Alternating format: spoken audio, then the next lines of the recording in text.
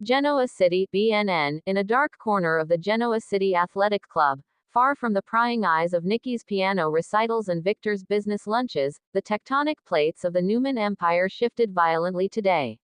What began as a tense conversation between two rivals ended in a cataclysmic double revelation that left Adam Newman, Mark Grossman gasping for air, and fans scrambling for the nearest fainting couch. In a special Wednesday episode that will go down in soap lore, newcomer Matt, whose allegiances remain terrifyingly unclear, dropped not one, but two atomic bombs. First, that Nicholas Newman is presumed dead. Second, that Sally Spectra might be carrying his child. The confrontation. A whisper of malice. The episode opened with Adam nursing a scotch in the low-lit lounge, still reeling from the fallout of his latest scheme to reclaim Newman Media. Enter Matt, the enigmatic drifter who has been playing both sides of the Newman feud like a Stradivarius. Dressed in charcoal gray, his smile didn't reach his eyes as he slid into the booth across from Adam. "You look like a man who thinks he's won," Matt said, stirring his drink. Adam, ever the cynic, fired back. "I look like a man who knows you're a snake. Spit it out, what do you want?" What followed was a masterclass in psychological warfare. Matt leaned in, lowering his voice to a conspiratorial hush. "I'm not here for money, Adam. I'm here because you deserve to know the truth before you sign those divorce papers or launch another revenge plot. Your brother is dead." The words hung in the air like smoke. Adam froze, the glass halfway to his lips. "You're lying," he whispered. "Nick is invincible." That smug, save-the-world smile of his survives everything. Matt produced a burner phone, sliding a grainy photo across the table. The image showed a vehicle, Nick's familiar SUV, plummeting off a rain-slicked cliffside road outside of Kansas City. The timestamp read 72 hours prior. He was following a lead on a trafficking ring he'd been investigating off the books, Matt explained coldly. The brakes were cut. Not an accident. An execution. The river swept the wreckage a mile downstream. They haven't found a body yet, but the NTSB called it a non-survivable impact. Adam's composure cracked. For a moment, the mask of the brooding villain slipped to reveal the scared little boy who lost his mother. "You expect me to believe Victor's private jets haven't found him? That Mariah doesn't feel a twin disturbance?" Matt shrugged. "Victor is in denial. He's mobilized a dozen PIs, but he's keeping it from Nikki to protect her heart. Sharon is already sedated at Fairview. Faith is flying in from college. It's chaos, Adam. And you were the last to know because no one trusts you." Adam slammed his fist on the table, rattling the silverware. "If this is a trick to get me to drop my guard so you can steal Newman." "It's not a trick," Matt interrupted. "It's a warning. Whoever did this isn't done. They're coming for the rest of the Newmans. You're next."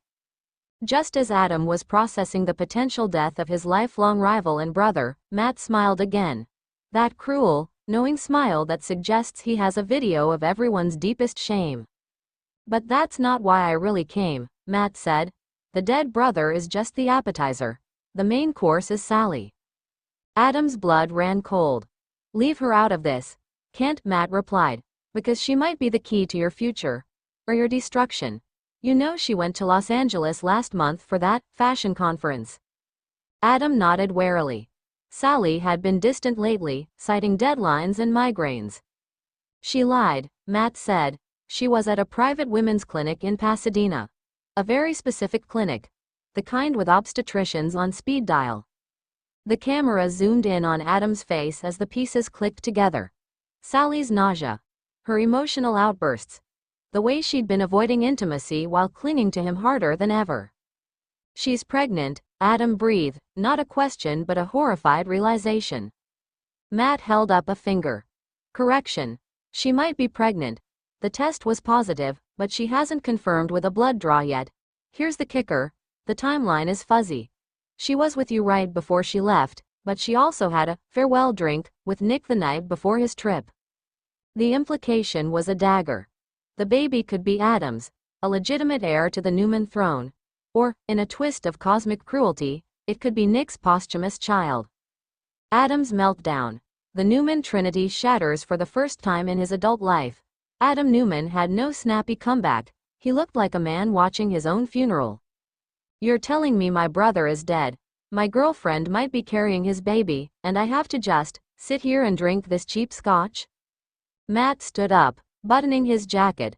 I'm telling you that the game has changed. Nick was the golden boy. The bridge between you and Victor. With him gone, there's no buffer. Victor will either embrace you as his only remaining son, or blame you for Nick's death and destroy you. He tossed a business card on the table. That's the name of the clinic. Call them, or don't. But if Sally is carrying Nick's child, that baby is the heir to everything. And you know Victor won't let a Spectra raise a Newman. Fallout and fan frenzy. The final montage was a symphony of dread. Cut to Sally Spectra. Courtney Hope, alone in her penthouse, clutching her abdomen while staring at a positive pregnancy test, tears streaming. Cut to Victor Newman in his study, receiving a phone call, his face going pale as stone. Cut to Sharon, recast temporarily, screaming Nick's name in a padded room. Cut to Adam, walking out of the club into the rain, looking up at the sky, screaming a guttural, Nicholas. One thing is certain on this April 15th. Genoa City will never be the same. The Newman dynasty, built on secrets and power, now rests on a corpse and a cradle.